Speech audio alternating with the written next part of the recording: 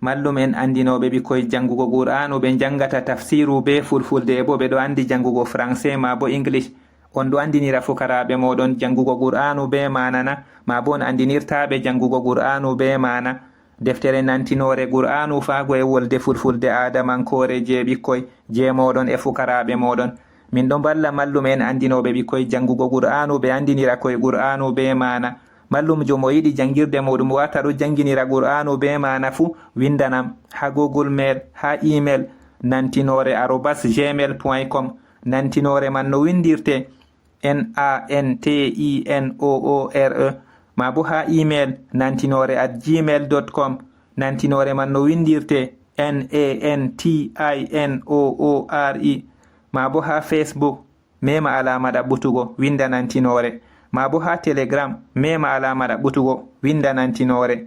Audio mare wurtoto tongode nde sonotirta be am gal Telegram ɗo ha les suraji man.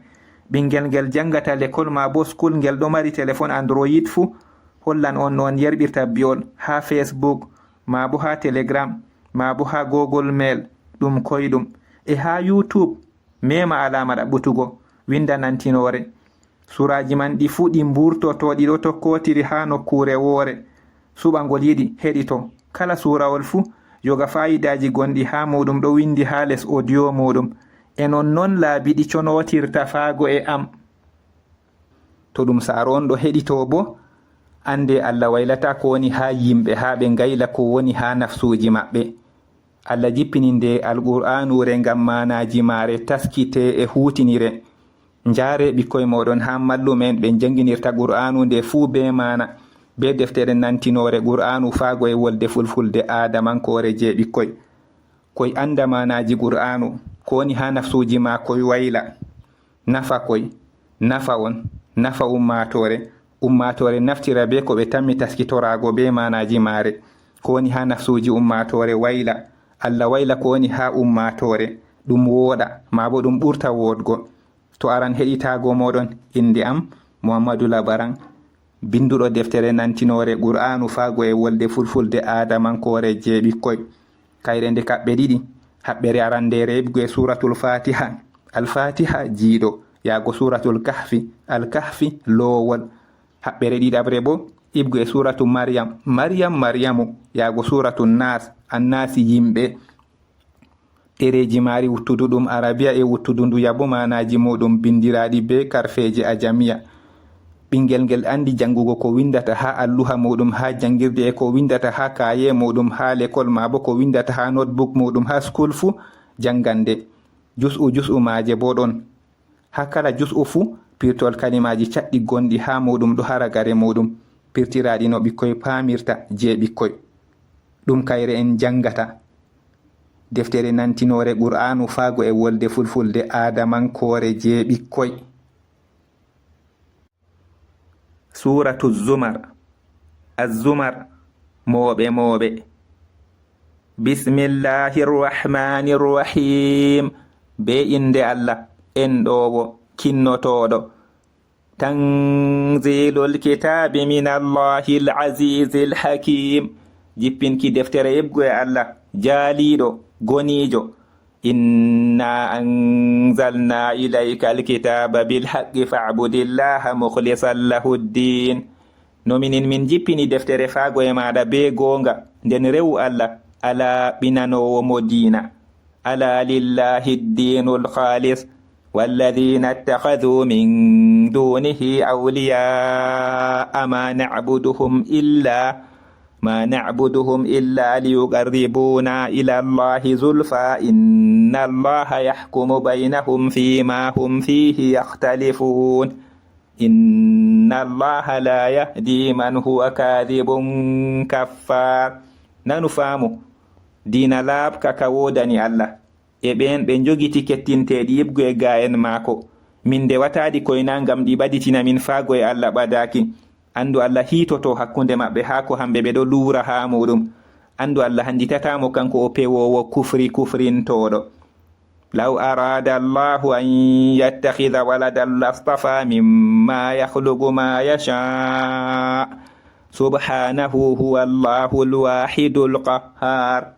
Toni Allah nufi nono o jogi to ɓiɗɗo daw suɓi ko o muyata ibgoye ko o tagata sennukimo kanko Allah gooto wawtowo. khalaqa as-samawati wal arda bil haqq yukawwiru al-layla ala an-nahari wa yukawwiru an-nahara ala al-layl wa sakhkhara ash-shamsa wal qamara kullun yajri li ajalin musamma ala huwa al-azizul ghaffar. o tagi asamaji e leddi be gonga oɗo tagga jemma dow nyaloma oɗo tagga nyaloma dow jemma e o eltinange e lewru kala gotum fu ɗo dogga ha ajal innangal. nanu faamu kanko jaaliɗo pari parintoɗo. khalaqakum min nafsin wahidatin thumma ja'ala minha zawjaha wa anzala lakum min al-an'ami thamaniyata azwaj يخلقكم في بطون أمهاتكم خلقا من بعد خلق في ظلمات ثلاث ذلكم الله ربكم له الملك لا إله إلا هو فأنا تصرفون. o tagi on ibgoye nafsu ngotu hoti o waɗi irawu magu ibgoye magu e o jippinani on ɗiɗorji jeetati ɗi ibgoye nemorteɗi. oɗo taga on nder deeɗi daadiraɓe moɗon taguki ibgoye ɓaawo taguki nder ñiɓe tati oya toon moɗon Allah jawmi on laamu wodanimo deweteɗo wala se kanko nden noy on pirlitoton. in takfuru fa inna allaha ganiyun ankum wala yarda li ibadihi al-kufr wa in tashkuru yardahu lakum wala taziru waziratun wizra ukhra ثم إلى ربكم مرجعكم فينبئكم بما كنتم تعملون إنه عليم بذات الصدور.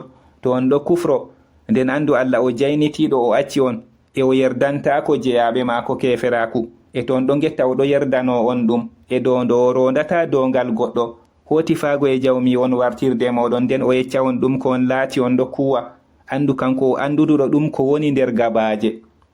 wa idha massal insana durrun da'a rabbahu muniban ilayhi thumma idha khawwalahu ni'matan minhu nasiya ma kana yad'u ilayhi min qablu wa ja'ala lillahi andadan liyudilla an sabili qul tamatta' bi kufrika qalilan innaka min ashabin nar.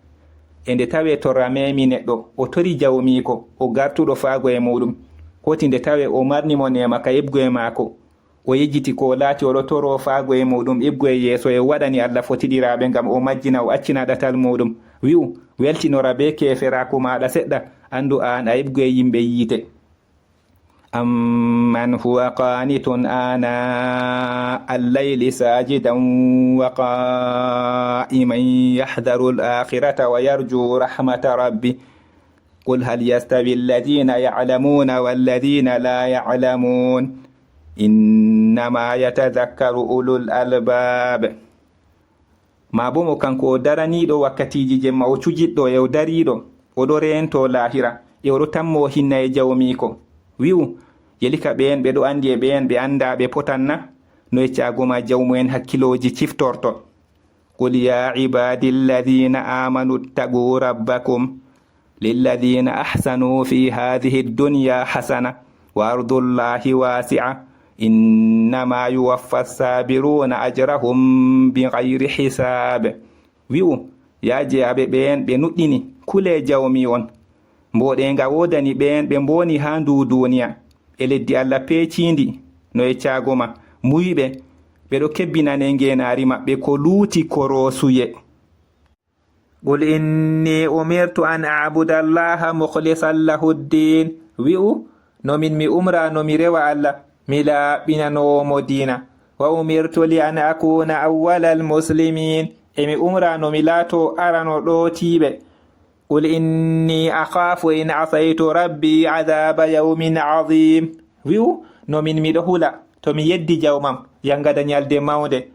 qul illaha a'budu mukhlisan lahu dini. wi'u Allah mi rewata mi laaɓinanowomo dina am. fa'budu ma shi'tum min duni. qul innal khasirina alladhina khasiru anfusahum wa ahlihim yawmal qiyamah ala dhalika huwa al-khusranul mubin. nden dewe ko on muuyi ibgoye ga en maako wi'u andu rusɓiɓe ɓen ɓe dusɓini nafsuji maɓɓe e aalo en maɓɓe ñalde dargal nanu faamu ɗuma toon maɗa kanjum rusɓare wangude lahum min fawqihim zulalum minan nari wa min tahtihim zulal dhalika yukhawwifu llahu bihi ibada ya ibadi fattaqun ɗole ɗe ibgoye yite ɗe godani ɓe ibgoye dow maɓɓe ibgoye les maɓɓe ɗole ɗuma toon maɗa Allah hulnirta ɗum jeyaɓe muɗum ya jeyaɓe am nden kultoreyam والذين اجتنبوا الطاغوت أن يعبدوها وأنابوا إلى الله لهم البشرى فبشر عباد eɓen ɓe lunciti ƴaggoto ɗum no ɓe ndewa ɗum eɓe garti faago e Allah senore wodani ɓe nden senir jeyaɓe am alladhina yastami'una alqawla fayattabi'una ahsana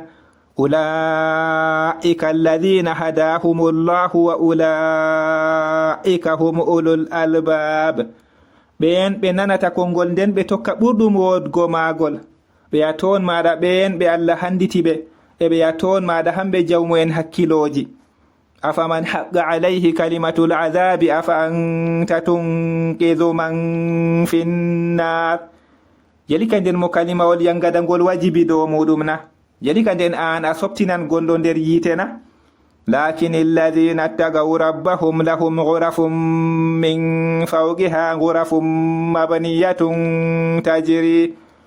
tajri min tahtiha al-anharu wa'ada Allahi la yukhlifu Allahu al-mi'ad se kay ɓen ɓe kultori jawmiɓe cuuɗi ɗi ibgoye dow maji cuuɗi nyiɓaɗi ɗi godani ɓe coofiɗo dogga ibgoye les maji ina Allah lunata ina alam tara anna Allaha anzala minas samaa'i ma'an fasalakahu yanabi'a fil ardi thumma yukhriju bihi zar'an mukhtalifan alwanuhu thumma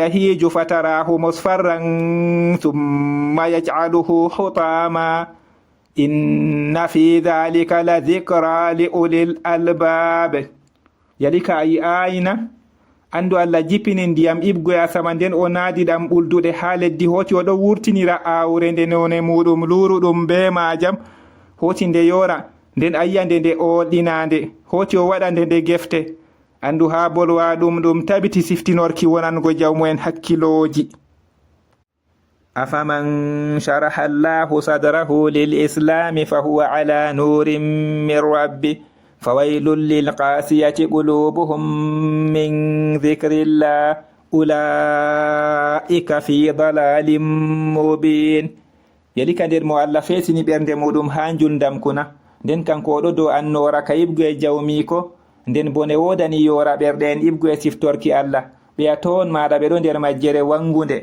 Allahu nazzala ahsana alhadithi kitaban mutashabihan مثانية تقشعر منه جلود الذين يخشون ربهم ثم تلين جلودهم وقلوبهم إلى ذكر الله ذلك هدى الله يهدي به من يشاء ومن يضلل الله فما له من هاد Allah jippini ɓurɗum wodgo ngecca deftere nandundude ɗifliɗinde lare ɓen ɓe kultorta jawmiɓe ɗe ɗon diwnina ibgoye maare hoti lare maɓɓe ɗo koya e ɓerɗe maɓɓe faago e siftorki Allah ɗuma toon maɗa kanda Allah oɗo handitira kamo o muuyata emo Allah majjinta nden ibgoye kanditowo walanamo afaman yattaqi biwajhihi su'al azabi yawma alqiyama wa qila lizzalimina dhuqu ma kuntum taksibun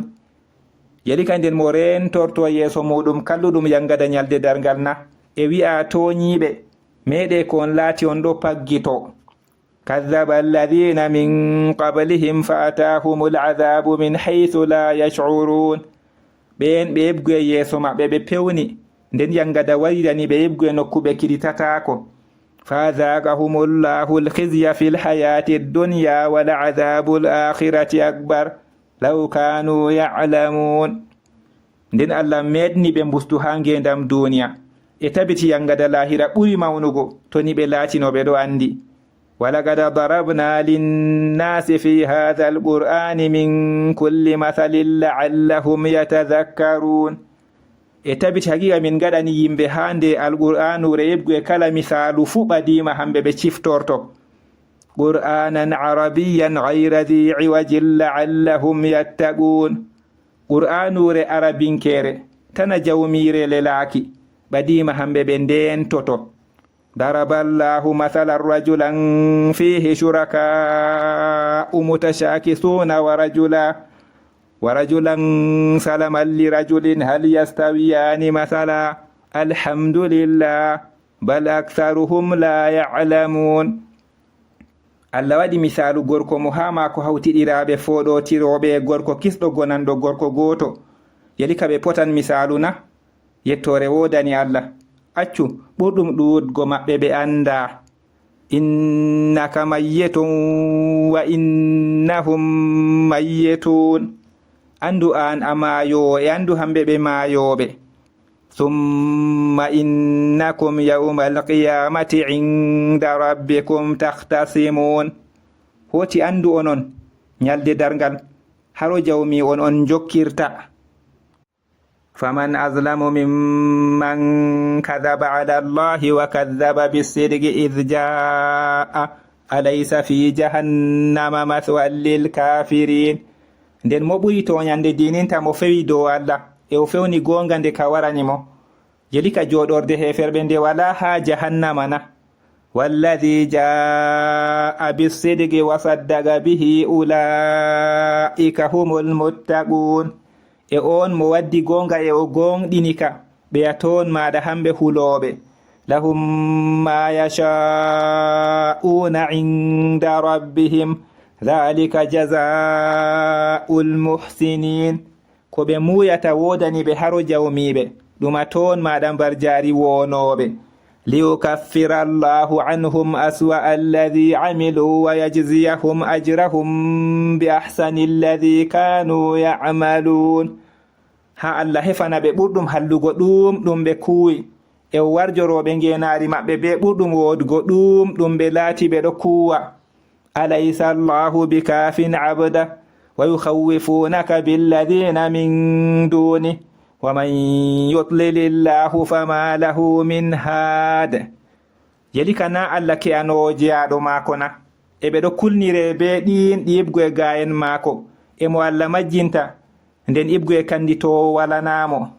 wa man yahdillahu fama lahu min mudil alaysa allahu bi'azizin dhintiqam. e mo Allah handitata nden ibgo e majjinowo walanamo yeli kana Allah jaaliɗo jawmu watago na. wala in sa'altahum man khalaqa as-samawati wal arda la yaqulunna Allah qul afara'aytum ma tad'una min dunillahi in aradani Allahu bidurrin hal hunna kashifatu durrihi aw aradani birahmatin hal hunna mumsikatu rahmati qul hasbiyallahu alayhi yatawakkalul mutawakkilun. e tabiti to a ƴami ɓe mo tagi asamaji e leddi tabiti ɓe mbi'an Allah wi'u yeli ka nden on gina ko noddata yebgo e gayen Allah. to Allah muyaniyam torra yeli ka kan jiɗi kuncoji torra mako na. ma bo muyaniyam hinna yeli ka kan jiɗi jogoji hinna e mako wi'u Allah heyyam dow mako wakkiltoɓe mbakkilto. qul ya qawmi i'malu ala makanatikum inni amilun fasawfa ta'lamun. wi'u ya yimɓe am kuwe dow yaake moɗon nomin mi kuwowo nden sese on andan. man ya'tihi adhabun yukhzihi wa yahillu alayhi adhabun muqim. mo yangada warantamo ka bustamo e yangada njootika ka hoɗa dow maako. inna anzalna alayka alkitaba linnasi bilhaq faman ihtada falinafsihi waman dalla fa innama yadillu alayha wama anta alayhim biwakil. no minin min jippini deftere dow maɗa ngam yimɓe be gonga nden mo handitori nden ngam nafsu muɗum e mo majji nden no yeccago ma oɗo majja dow maagu e na an aga kilaɗo dow maɓɓe. الله يتوفى الأنفس حين موتها والتي لم تمت في منامها فيمسك التي قضى عليها الموت ويرسل الأخرى إلى أجل مسمى إن في ذلك لآيات لقوم يتفكرون. Allah ɗo mayna nafsuji yake mayuki maji e ɗinɗi mayayi nder ɗoyɗi maji, nden o joga ɗinɗi o hiiti mayde dow maji e o yofta goɗɗi faago e ajal innangal. Andu ha bolwa ɗum tabiti ayaje wonango yimɓe ɓe numata. am ittakhadhu min dunillahi shufa'a qul awalaw kanu la yamlikuna shay'an wala ya'qilun. ma bo ɓe jogitake ceetotoɗi ibgoye gayen Allah wi'u yelike e ko daɗi latake ɗi marata bawɗe ko ɗume e ɗi kakkiltana. qul lillahi shafa'atu jami'a lahu mulku samawati wal ard thumma ilayhi turja'un. wi'u seeto fuu wodani Allah, laamu asamaji e leddi ngu wodani mo, hoti faago e maako on gartirte. wa idha dhukira allahu wahdahu shma'azzat qulubu alladhina la yu'minuna bil akhirah wa idha dhukira alladhina min dunihi idha hum yastabshirun. ende tawe Allah innama kanko tan ɓerɗe ɓen ɓe nuɗɗinta lahira ɗe nyongo, ende tawe ɗin ɗibgo e gayen mako ɗi innama ɗonni hamɓe ɓe ɗo ceceta. qulillahumma fatira as-samawati wal ardi alimal ghaibi wash-shahadati anta tahkumu bayna ibadika fima kanu fihi yaktalifun. wi'u ya jawmirawo pernuɗo asamaji e leddi, anduɗo birniɗum e cedete ɗum, an aɗo hiito hakkunde jeyaɓe maɗa ha ko ɓe laati ɓe ɗo luura ha muɗum. walaw anna lilladhina zalamu ma fil ardi jami'an wa mithlahu ma'ahu laftadaw bihi min su'il adhabi yawma al-qiyamah wa bada lahum min Allahi ma lam yakunu yahtasibun. e to ni andu ko woni ha leddi ɗum fu ɗum wodanino ɓen ɓe tooñi e yeru majum hawtade e majum, da ɓe cotiri ɗum ibgo e kalluɗum yangada nyalde dargal, e ko ɓe laatayi ɓe ɗo tammo ɗum wangani ɓe ibgo e Allah. wa bada lahum sayyi'atu ma kasabu wa haqa bihim ma kanu bihi yastahzi'un. e kalluɗe ɗe ɓe paggiti ɗe bangani ɓe ko ɓe laati ɓe ɗon janca ɗum hoɗanake ɓe. فإذا مس الإنسان ضر دعانا ثم إذا خولناه نعمة منا قال إنما أوتيته على علم بل هي فتنة ولكن أكثرهم لا يعلمون. ndende tawe to ramemi neɗɗo o tori min hoti nde tawe min marnimo nema kayibgu e min o wi no e caago ma mi rokkama ɗum dow andal, accu kanjum ɗum jarrabuye e se kay ɓurɗum ɗuɗgo maɓɓe ɓe anda. qad qalaha alladhina min qablihim fama aghna anhum ma kanu yaksibun. haqiqa ɓen ɓe hebgo e yeeso maɓɓe ɓe mbi ɗum, nden ko ɓe laati ɓe ɗo paggito ɗum duñanaki ɓe. fa sabahum sayyi'atu ma kasabu walladhina zalamu min ha'ula'i sayusibuhum sayyi'atu ma kasabu wa ma hum bimu'jizin. nden kalluɗe ɗe ɓe paggiti ɗe keɓi ɓe, e ɓen ɓe tooñi ibgu e ɓe sese kalluɗe ɗe ɓe paggiti ɗe keɓan ɓe, e na hamɓe ɓe tampinoɓe. awalam ya'lamu anna allaha yabsutu rizqa liman yasha'u wa yaqdir inna fi dhalika la ayatin liqaumin yu'minun. yelika ɓe andana andu Allah ɗo we'ita risku wonango mo o muyata e o ɓilla, andu ha bolwa ɗum tabiti ayaje wonango yimɓe ɓe nuɗɗinta. قل يا عبادي الذين أسرفوا على أنفسهم لا تقنطوا من رحمة الله إن الله يغفر الذنوب جميعا إنه هو الغفور الرحيم.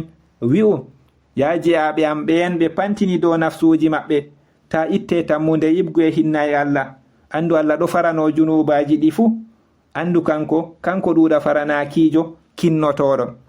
wa anibu ila rabbikum wa aslimu lahu min qabli an ya'tiyakumul adhabu thumma la tunsarun.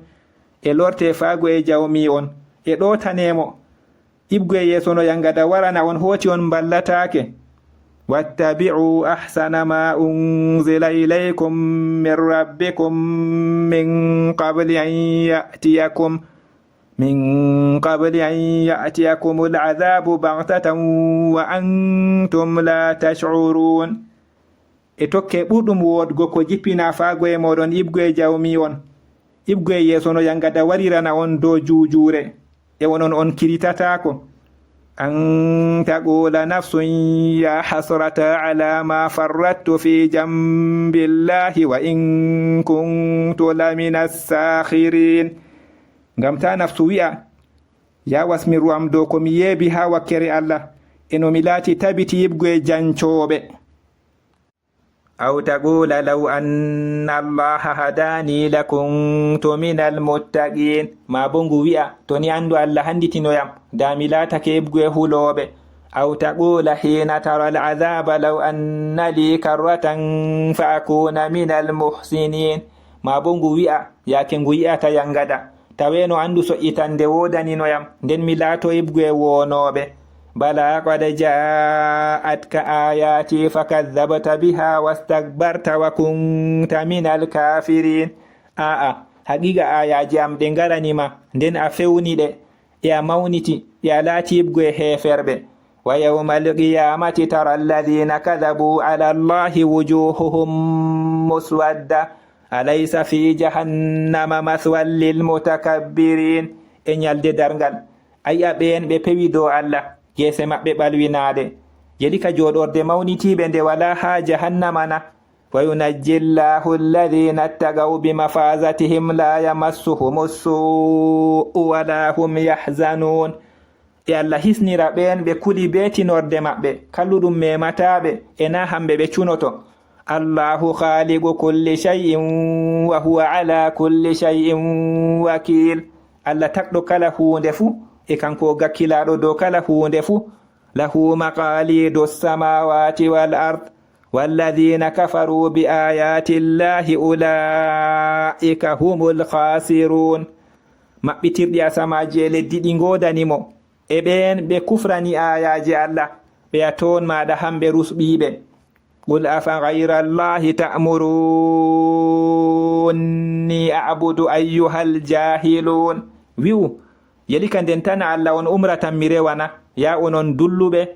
walaqad uhiya ilayka wa ila alladhina min qablika la in ashrakta la yahbatanna amaluka wa la takunanna minal khasirin. e tabiti haqiqa wahayama faagoye maɗa e faagoye ɓen ɓe yebgoye yeeso maɗa. tabiti to a hawtani tabiti kugal maɗa liɓoto e tabiti a laatoto ibgoye rusɓiɓe. balillaha fa'budu wa kum minash shakirin. accu nden rewu Allah e laata ibgoye yettoɓe. wama qadarullaha haqqa qadrihi wal ardu jami'an qabadatuhu yawmal qiyamati was samawati matwiyatun bi yaminihi subhanahu wa ta'ala amma yushrikun. ebe teddinayi Allah no henori teddinkimo e leddi ndi fu ɗum tamdande maako nyalde dargal e asamaji cowaɗi haro nyamo maako sennukimo e o ɓangake o acci ko ɓe kawtanta. wa nufikha fi suri fasa'iqa man fi samawati wa man fil ardi illa man sha'a Allah thumma nufikha fihi ukhra fa idha hum qiyamun yanzurun. e nder luwal fuufama nden wonɓe ha asamaji e wonɓe ha leddi fu paɗɗi koye naaɓe Allah muuyi hoti wonde fuufama nder maagal nden ɗon ni hamɓe ɓe dariɓe ɓe ɗon ndaara. wa ashraqatil ardu bi nuri rabbiha wa wudi'a alkitabu wa ji'a bin nabiyyina wash-shuhada'i wa qudiya baynahum bil haqqi wa hum la yuzlamun. e leddi yaynorake be annora jawmiri e deftere wallinama e annabo en gaddama e seedotoɓe e hakkunde maɓɓe hitorama be gonga e hamɓe ɓe toñatake. wa wuffiyat kullu nafsin ma amilat wa huwa a'lamu bima yaf'alun.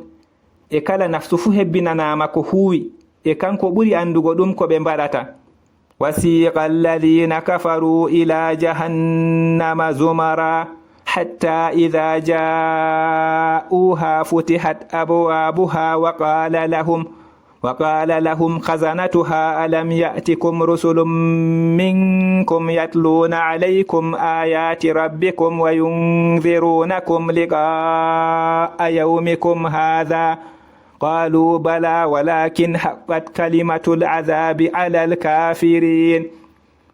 ɓen ɓe kufri ɓe coggirama faago e jahannama ɓe mooɓe hande tawe ɓe jottinge dammuɗe maage maɓɓitama e renoɓe nge mbiɓe yalika nulaaɓe ngaranayi on na ɓe ebgoye moɗon ɓe jangata dow moɗon ayaje jawmi on e bagginta on pottal nyalde moɗon nde ɓe mbi aa e se kayi kalimawol yangada ngol wajibi dow heferɓe.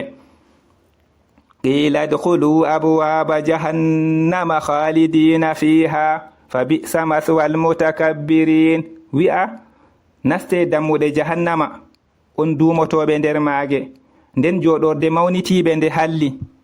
وسيق الذين اتقوا ربهم إلى الجنة زمرا حتى إذا جاءوها وفتحت أبوابها وقال لهم خزنتها سلام عليكم طبتم فادخلوها خالدين. ɓen ɓe kuli jawmiɓe ɓe coggirama faago e aljanna ɓe mooɓe hande tawe ɓe jottika e dammuɗe maka maɓɓitama e renoɓe ka mbiɓe jam dow moɗon on beli nden naste ka on duumotoɓe. وقالوا الحمد لله الذي صدقنا وعده وأورثنا الأرض نتبوأ من الجنة حيث نشاء فنعم أجر العاملين. ɓe mbi yettore wodani Allah on mo gonɗinani min ina muɗum e rontini min leddi min ɗon ɓe raibgo e aljanna nokku min muyata nden genari huuɓe ɗum nema. وترى الملائكة حافين من حول العرش يسبحون بحمد ربهم وقضي بينهم بالحق وقيل الحمد لله رب العالمين. e a yi'a mala'ika en ɓe fillitiɓe heɓgo e wangere joɗorgal ɓeɗo cenna be yettuki jawmiɓe e hakkunde maɓɓe hitorama be gonga e wi'a yettore wodani Allah jawmu tageefoji.